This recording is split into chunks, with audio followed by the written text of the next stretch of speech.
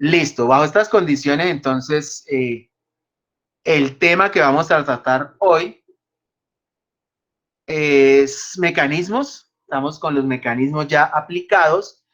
En la clase pasada estuvimos viendo una aplicación que tenía que ver con las poleas y miramos que lo importante cuando se resuelve un mecanismo es que ya se separan los elementos, ¿no? Entonces se separaban los elementos para poder analizarlos uno por uno, siempre en forma separada y poder ubicar los vectores y poderlos llevar al plano cartesiano y poder hacer las sumatorias tal como lo indica el método trigonométrico, que siempre está basado en tres pasos, ¿no? Primero, la ubicación de los vectores, teniendo en cuenta las leyes de Newton de acción y reacción. Segundo, la descomposición de los vectores, aquellos que tienen ángulo, siempre se descomponen en un vector en Y, un vector en X. Y por último, la sumatoria de vectores, que es la que nos arroja pues los resultados del cálculo. En este caso vamos a mirar en la clase de hoy un ejemplo aplicado a la biomecánica. Acuérdense que la física se aplica a todas las carreras y asignaturas que usted vaya a desarrollar. Entonces, para hoy vamos a trabajar algo sobre el cuerpo humano, sobre la biología. El problema que tenemos es el problema de cuando nosotros levantamos una carga, cuando levantamos un peso con la mano, que eso pues obviamente implica un desgaste en nuestros codos, en nuestras articulaciones y también implica un desgaste muscular. La física calcula estos desgastes para darle esta información, ustedes saben, a los médicos, a los terapeutas y a otro tipo de personas que trabajan con el cuerpo humano. Entonces, aquí la física se aplica a la medicina. Entonces, vamos a mirar un ejemplo de cómo sucede eso. En el ejemplo que nos están dando, pues ahí podemos observar un brazo internamente, los elementos que nosotros necesitamos para nuestro cálculo. No están todos los elementos, ¿sí? Si fuéramos a calcular hidráulica, pues tendríamos que colocar las venas, ¿no? Y ver cómo la sangre circularía por ahí. Pero en este caso es mecánica. Entonces, como es mecánica, simplemente nos interesan los elementos que pueden funcionar como mecanismos. Entonces, aquí observamos la mano. Ahí está la mano. Y en la mano, entonces, tenemos elementos que ustedes ya conocen por parte de la biología, ¿no? Los carpos, los metacarpos, ¿sí? Las falanges, falangina, falangeta, los huesos que aparecen aquí, los 8 huesecillos. Y luego en el brazo se encuentran entonces nuestros dos huesos principales, que son el radio, está acá, y el cúbito, que hacen parte del brazo. Luego cuando hablamos del antebrazo, entonces aquí vamos a mirar este hueso que es el húmero, y que el húmero hace articulación con el cúbito y el radio, y ahí nos generan una especie de giro, ahí hay un giro, y en ese momento el brazo se nos convierte en una palanca, como si fuera una palanca que levanta cargas, ¿no? ¿Quién se encarga de esa tensión, de esos huesos, de ese peso que está en la mano? Pues tienen que ser los dos músculos que aparecen aquí, ¿no? El bíceps, que está en la parte frontal, la parte delantera del antebrazo, y el tríceps, que está en la parte trasera del antebrazo. Entonces, esos músculos van a actuar como si fueran cuerdas resistentes para poder sostener el peso que está en la mano. Dice el problema entonces lo siguiente. Dice, teniendo en cuenta las medidas promedio, y cuando estamos hablando de medidas promedio, estamos diciendo de que todos los brazos no son iguales, hay brazos más largos, más cortos, pero que nosotros vamos a trabajar con un promedio de longitud, que en este caso, como ustedes lo pueden observar, son 35.6 centímetros que vamos a utilizar como medida promedio para la longitud de ese brazo que vamos a estudiar hoy, que va desde el codo hasta el lugar donde está el centro de gravedad de la piedra o masa que está sosteniendo la mano. como es un promedio, también tenemos la medida promedio que va desde el codo hasta el centro de gravedad del hueso radio, centro de gravedad de esta parte del brazo, que equivale a 18.5 centímetros. Estas medidas usted las puede tomar directamente de su brazo o las puede consultar en internet. Estas medidas siempre nos las dan, no son inventadas, ¿sí? O sea, nos las dan.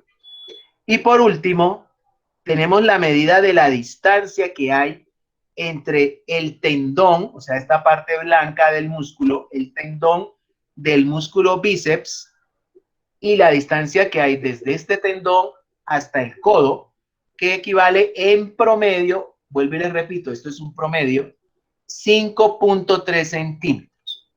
Entonces el problema nos dice que tengamos en cuenta las medidas promedio para poder hacer nuestro cálculo. No es para todo el mundo este cálculo. Cuando ya usted se lo va a hacer como médico a una persona, pues a usted le toca medir a esa persona exactamente. No podría utilizar estas medidas porque estas medidas solamente nos dan un estándar. Y ya cuando se va a trabajar con un ser humano, pues toca tomar directamente las mediciones correspondientes a la persona para poder hacer la terapia o, no sé, la parte medicinal que se va a tratar. Se supone, dice aquí en el ejercicio, dice que vamos a suponer que el peso de ese brazo, es decir, si pudiéramos quitar completamente el brazo y montarlo sobre una balanza y pesarlo, es en promedio 22 newtons. Eso es lo que vamos a utilizar de brazo promedio. ¿Cuánto pesa el brazo?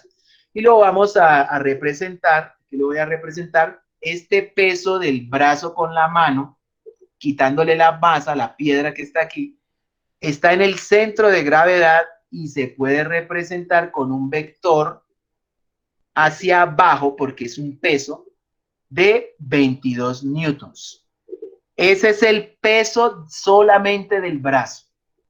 Recordemos que nuestro músculo no solamente está cargando la piedra en la mano o el objeto, está también soportando el peso del brazo. Esos huesos, ese músculo, esas venas, esos nervios, eso pesa. Y le cuesta al bíceps mantener ese peso todo el día.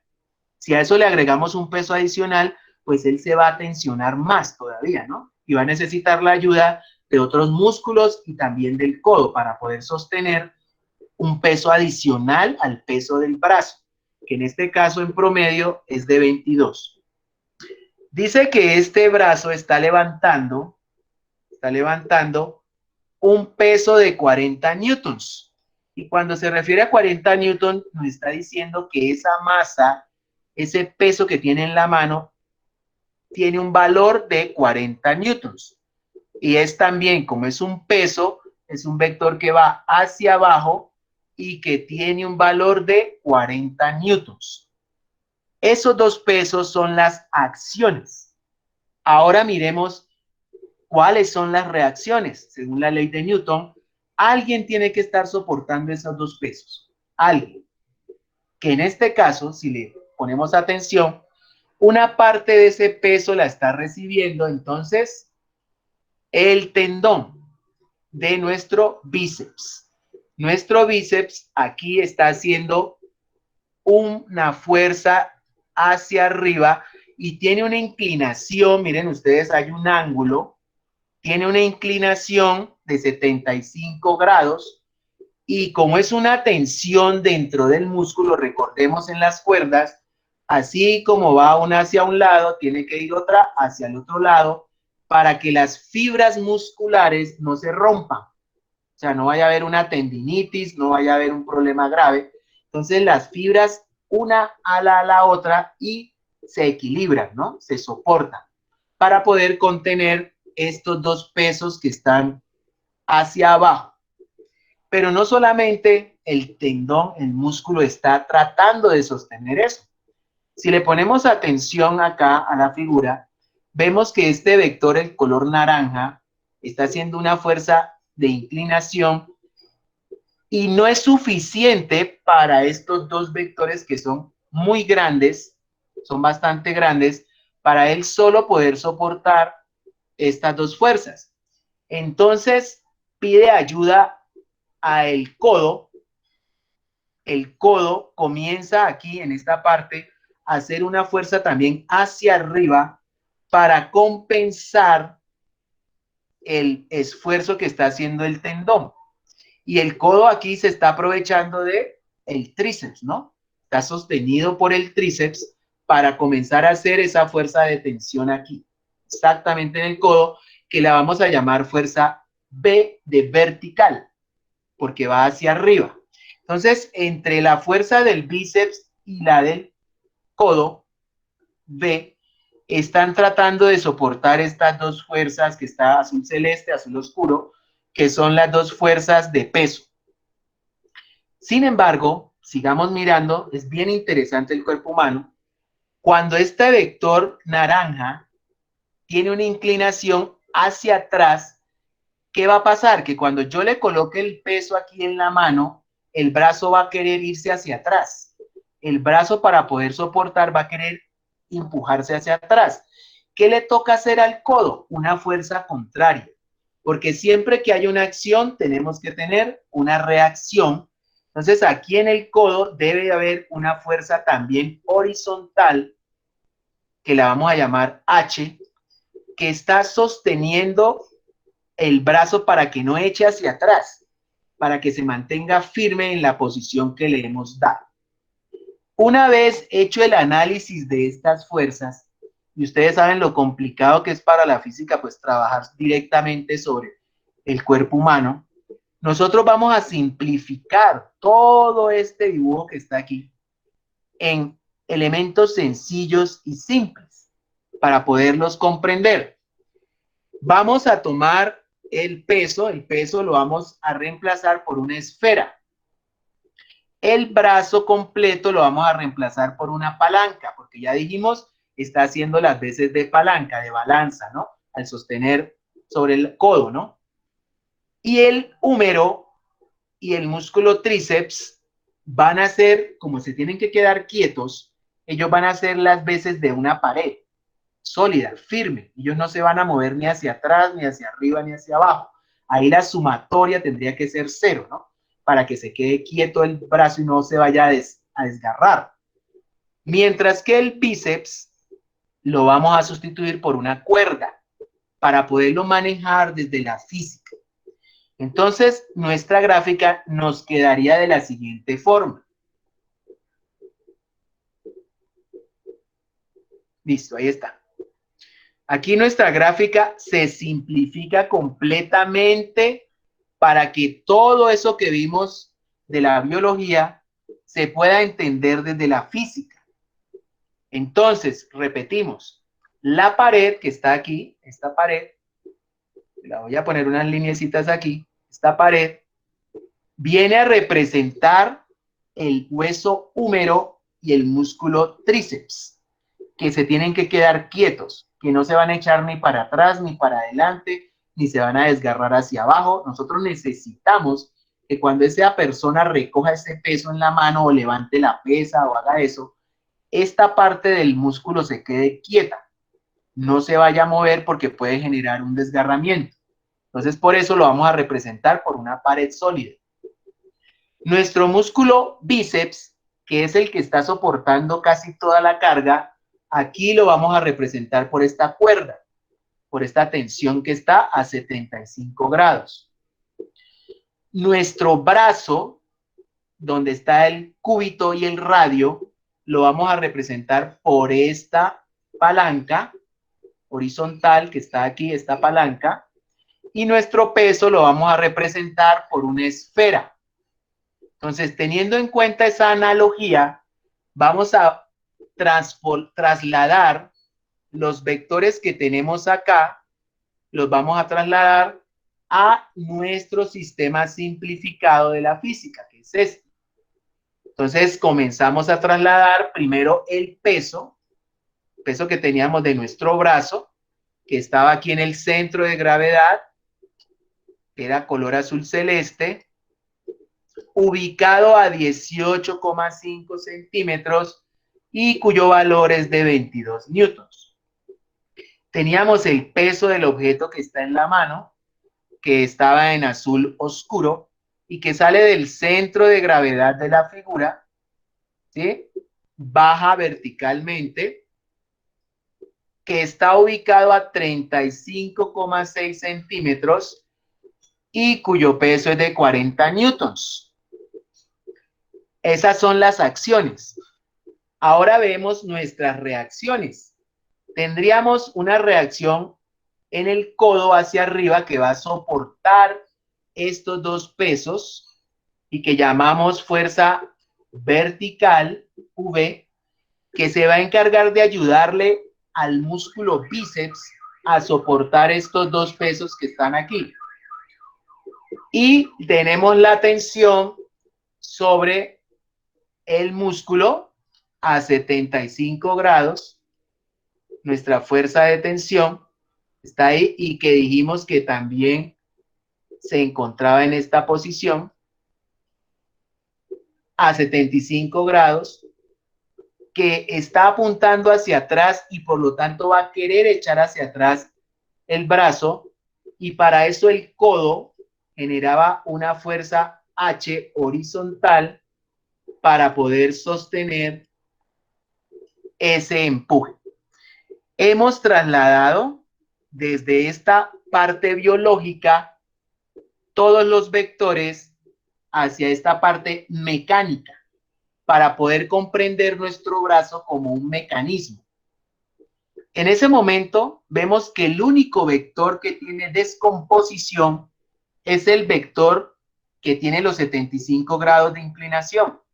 Los demás vectores no se pueden descomponer porque todos son verticales, están hacia el sur, hacia el norte o hacia el este, ¿no? U horizontales. Entonces no se pueden descomponer. El único que puede hacerlo es el vector Ft, fuerza de tensión. Y vemos que ese vector Ft, fuerza de tensión, que está ahí, se ha descompuesto en dos y todos sabemos que en esa posición se generan dos mecanismos, ¿no? Entonces aquí tenemos que hacer ese análisis de que cuando hay una cuerda, generalmente el mecanismo se separa. Entonces se separan los mecanismos.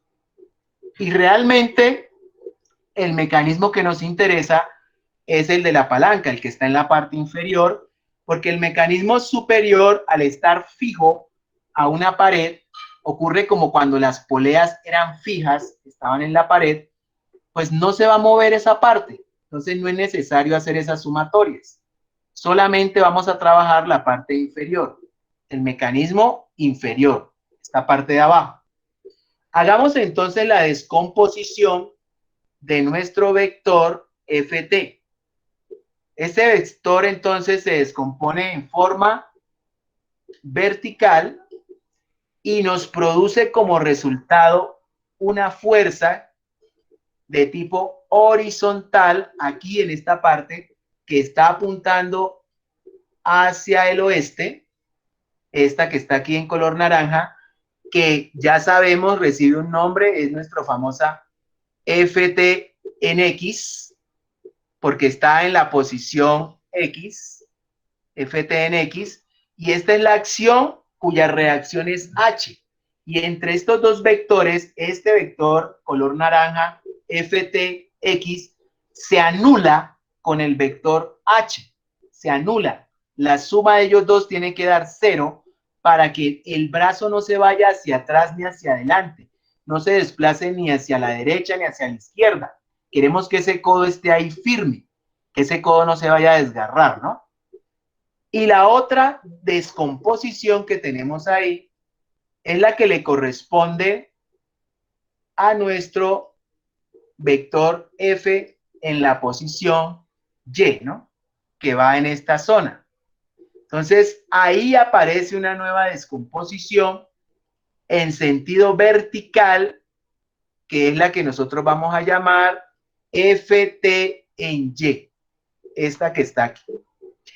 Como sabemos por el método trigonométrico, como sabemos de la trigonometría, todas aquellas que se encuentran en X, por estar como una abscisa, se van a poder descomponer, se van a poder trabajar desde lo que nosotros llamamos el coseno del ángulo.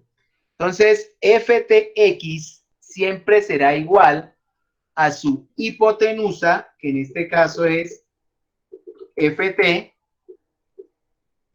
por el coseno de ese ángulo que aparece ahí, que en este caso son nuestros 75 grados que están ahí. ¿Listo? Y en el otro orden, ft sub y estaría entonces como la descomposición de la hipotenusa, que en este caso es ft. Entonces estaría ahí nuestra hipotenusa, que sería ft, pero por ser el cateto opuesto, estar al frente del ángulo, ya sabemos que por trigonometría se calcularía como el seno de ese ángulo, que en este caso son nuestros 75 grados. Listo. Entonces ya hemos hecho la descomposición, segundo paso del método trigonométrico, para poder empezar a hacer las sumatorias. Entonces, como observamos aquí los vectores, vamos a hacerlo como si fuera una palanca. Para hacer una palanca lo que necesitamos son momentos de torsión. Momentos de torsión que en la clase pasada dijimos que se podían calcular mediante esta ecuación. Un momento de torsión siempre es igual a la fuerza perpendicular por la distancia. Y los únicos vectores que se tienen en cuenta son aquellos que son verticales, ya sean hacia arriba o ya sean hacia abajo. No se tienen en cuenta los vectores horizontales. Eso implica que ftx no la vamos a tener en cuenta, este vector, porque es horizontal, y tampoco vamos a tener en cuenta el vector h, que es verde, tampoco, porque ellos dos, pues ya se anularon entre ellos dos. Entonces, no los tenemos en cuenta en la sumatoria que vamos a hacer de momentos de torsión. Solamente tendremos en cuenta los vectores verticales que no se encuentren en el punto de equilibrio. Si observan ustedes la palanca, aquí hay un triángulo. Ese triángulo es el punto de equilibrio, es decir, es nuestro codo. Nuestro codo es el que permite la rotación hacia arriba o hacia abajo de la palanca.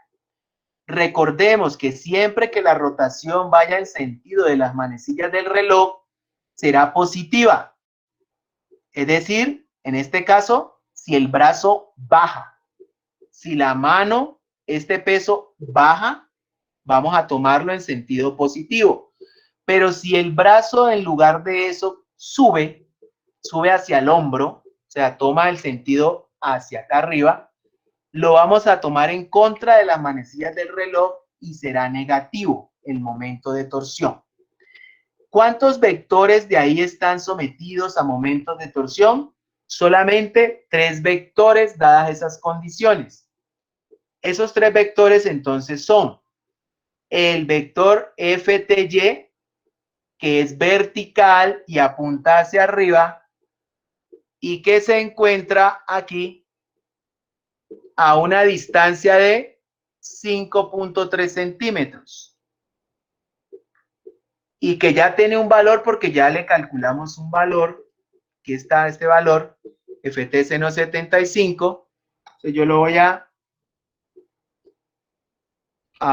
colocar acá. Exacto, aquí tiene su valor. Y este valor le corresponde a ese vector, ¿no? Entonces ya tenemos el primer vector que se puede someter a palancas, es vertical. El segundo vector que se puede someter a palancas también es vertical, es ese, pero apunta hacia abajo. Ese vector es el vector que corresponde al peso del brazo, lo que el brazo está pesando, que son 22 newtons, y que se encuentra aquí a 18.5 centímetros de distancia. que es el centro de gravedad promedio de un brazo. El tercer vector que se puede someter a giros es este. Es nuestro vector peso que se está sosteniendo en la mano y que tiene un valor de 40 newtons y cuyo lugar de ubicación es a 35,6, 35,6 centímetros de distancia. Y ustedes se preguntarán, ¿y el vector B, que es morado, también es vertical? ¿Por qué no se tiene en cuenta? Muy sencillo, porque está exactamente en el codo. Y al estar en el codo está en este triángulo que permite el giro y por lo tanto, al estar ahí, no se puede mover ni para arriba ni para abajo. Entonces no puede hacer un giro. Mientras que los otros vectores sí pueden girar hacia arriba y hacia abajo respectivamente. Entonces, teniendo eso en cuenta, estos tres vectores, podemos ya trabajar momentos de torsión. Hay tres momentos. El momento de torsión 1, que lo va a generar el vector Ft sub y, y que dice que es igual a la fuerza por la distancia. Entonces, cojo la misma fuerza que está ahí, Ft seno de 75, la escribo acá, Ft seno de 75, y lo voy a multiplicar este vector por su distancia, que son 5.3 centímetros. Entonces, lo multiplico por su distancia, y ahí se me convirtió en un momento de torsión, ¿no? Fuerza por distancia.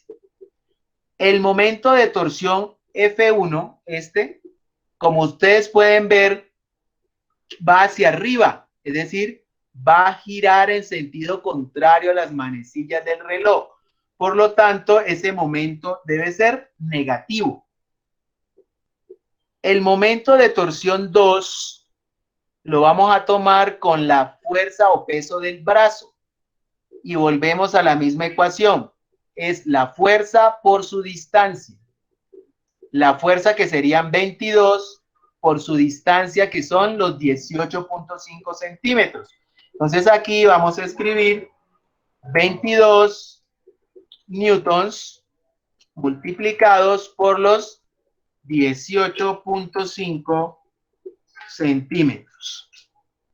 Y ese vector va hacia abajo, es decir, va a hacer girar en el sentido de las manecillas del reloj, lo cual indica que este vector tiene que ser positivo.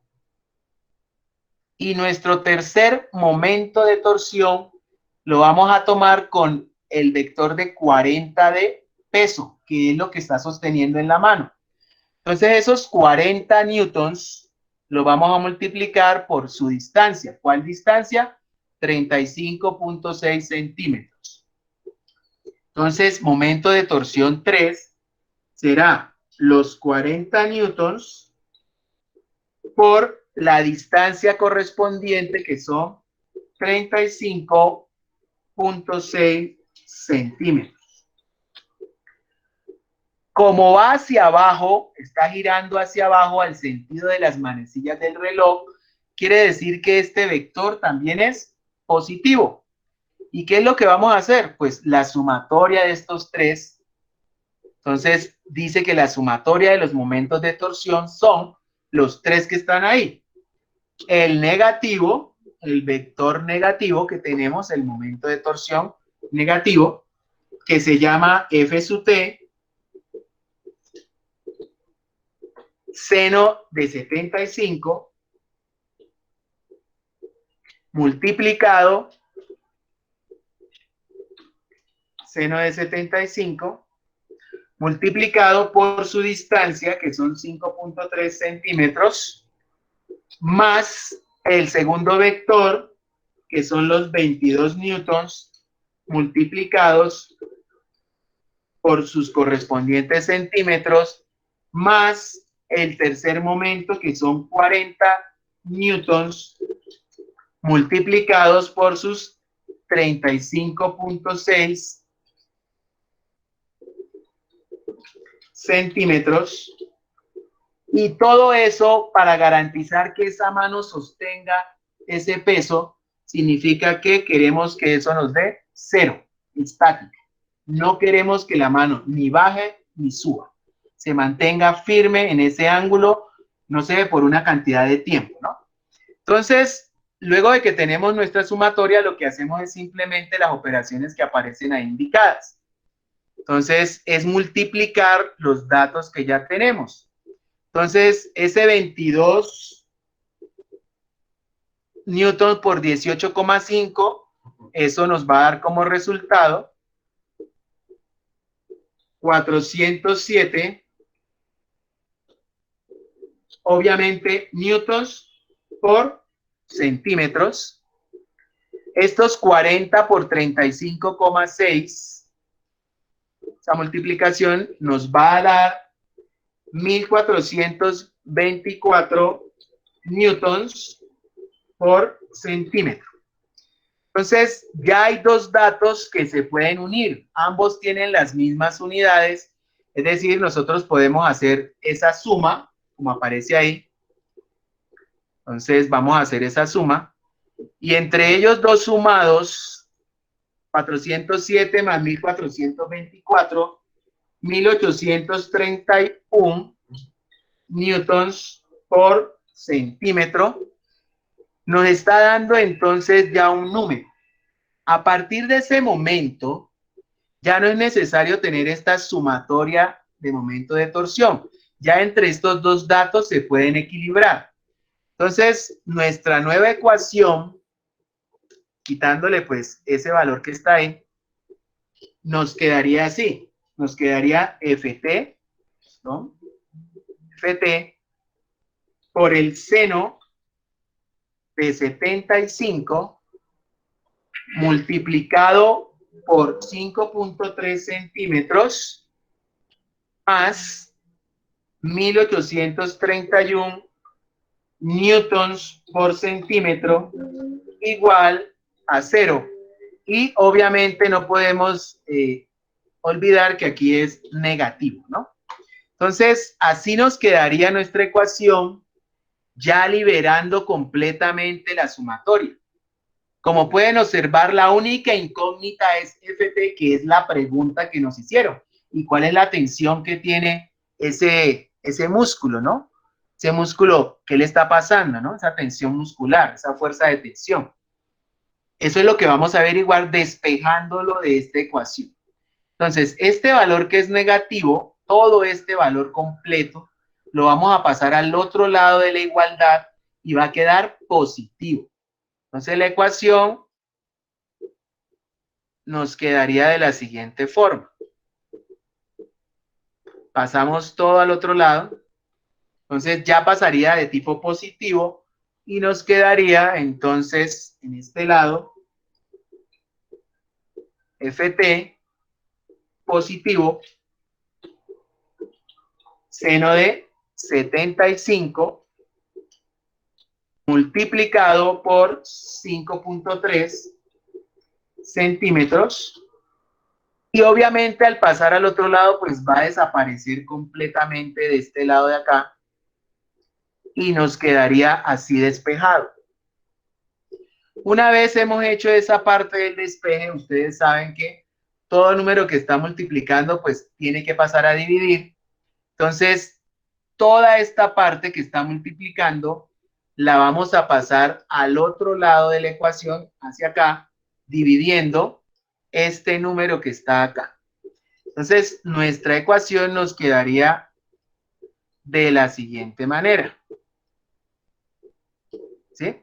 Todo esto de acá desaparece y nos quedaría Ft en ese lado. Y en esta parte, obviamente, se nos quedaría un fraccionario cuyo numerador serían los 1831 newtons por centímetro y su denominador sería el seno de 75 multiplicado por 5.3 centímetros. Entonces, aquí ya son solo números que se pueden operar con una calculadora. ¿Y qué es importante de esto? Que como vemos aquí los centímetros se van a cancelar y la respuesta nos va a quedar en newtons, es decir, la respuesta nos va a quedar como una fuerza, como debe ser, ¿no? Entonces, al hacer toda esa división, hacer ese procedimiento, nos quedaría la siguiente respuesta, ya con la calculadora. Entonces, con la calculadora nos daría, no estoy mal, 357. Esto del lado de acá. 357.6 newtons, que sería la respuesta que nos están pidiendo. ¿Y qué hay de dato curioso de esa respuesta? Pues bien interesante, ¿no? Que para poder usted levantar 40 newtons, mire lo que le toca hacer a su músculo. Casi 9 veces de tensión de lo que está soportando. Por eso cada vez que usted está haciendo un ejercicio en el gimnasio, el músculo se esfuerza mucho. Con cualquier pesito que usted le ponga en la mano, ya para el músculo eso es bastante, ¿no? Es bastante para trabajar. Entonces, para levantar 40 newtons, nos queda esta reflexión, que son 4 kilogramos, se requieren de 357.6 newton, es decir, 36 kilogramos, casi 9 veces de lo que realmente se levanta, ¿no? Entonces, siempre que uno va a hacer un ejercicio, va a hacer un esfuerzo de esos, tiene que tener mucho cuidado con sus músculos y sus huesos, porque por muy pequeño que sea la carga, es bastante la tensión a la que se someten nuestros músculos. Por eso es tan necesario en un gimnasio usted tener elementos de seguridad, ¿no? Para evitar un desgarre, porque un desgarre ahí sería mortal, ¿no? Son 9 veces lo que realmente está haciendo de esfuerzo el músculo y pues puede ocasionar cualquier tipo de accidente. Listo. Eso es nuestro temita del día de hoy. Pero yo también les quiero comentar de que pues ya estamos cerrando el semestre y al cerrar el semestre pues ya tenemos unas notas. Hay personas que todavía ingresan a la clase y no han mandado ni el primer trabajo. No sé qué están esperando. Obvio, yo les voy a calificar que ingresaron a la clase, eso es una nota. Pero no, con esa solita no van a ganar el semestre.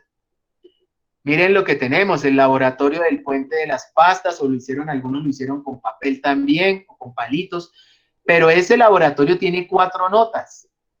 Una nota que tiene que ver con el pre, o sea, que era leerse una parte del libro, subrayarlo, hacer una investigación. La segunda nota era construir el puente, elaborarlo. La tercera era colocarle las libras encima y mostrar en fotos qué pasaba. Y la cuarta era hacer el análisis de esas fotos y sacar una conclusión. Son 4 notas de ese laboratorio que es el primer trabajo de este corte. El segundo trabajo de este corte fue un video que se llama Video STEM, donde yo les explico que estamos integrando 4 áreas del conocimiento: la ciencia, la tecnología, la ingeniería y la matemáticas. Que esas 4 materias son las que estamos evaluando en diferentes tipos de trabajo. Los resúmenes de las clases. Hay personas que mandan los trabajos, pero no mandan el resumen de la clase. Usted siempre debe hacer un resumen de esta clase, de todas las anteriores. Mire, tenemos 1, 2, 3, 4, 5, 6 y 7 con esta. 7 notas solo de resúmenes de clases.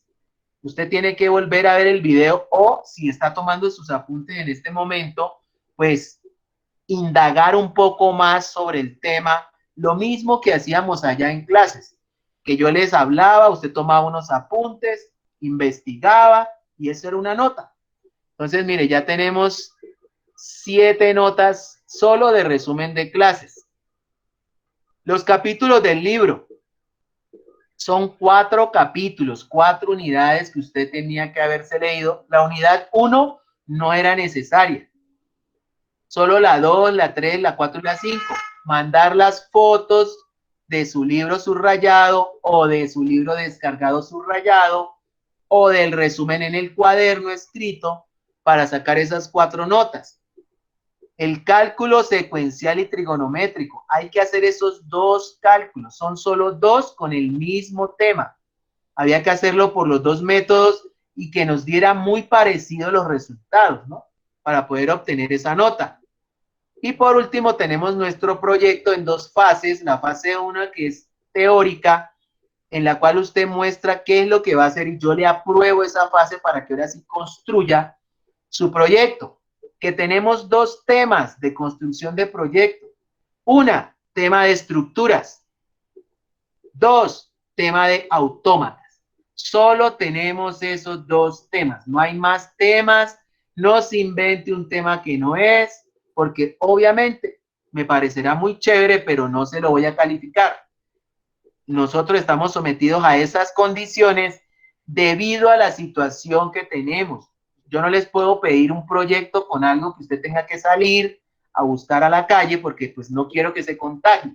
Entonces he tratado de hacer proyectos con materiales reciclables, con elementos que usted tenga en su casa.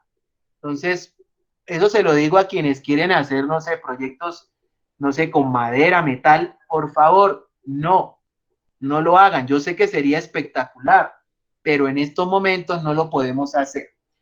Listo, entonces vamos a mirar quiénes han hecho alguna pregunta. Gracias de todas maneras por su atención. No se olviden, la próxima semana es la última clase. La próxima semana es la última clase. Vemos el último tema, el último resumen de clase. La próxima semana en EduPage les dejo la evaluación para que usted la haga. Es una evaluación tipo ICFES, ABCD. Es de esto que hemos estado hablando durante las clases virtuales. Igual usted ahí tiene un tiempo para contestar. Esta semana que viene es la evaluación y nuestra última clase. Entonces, por favor, ponerse al día.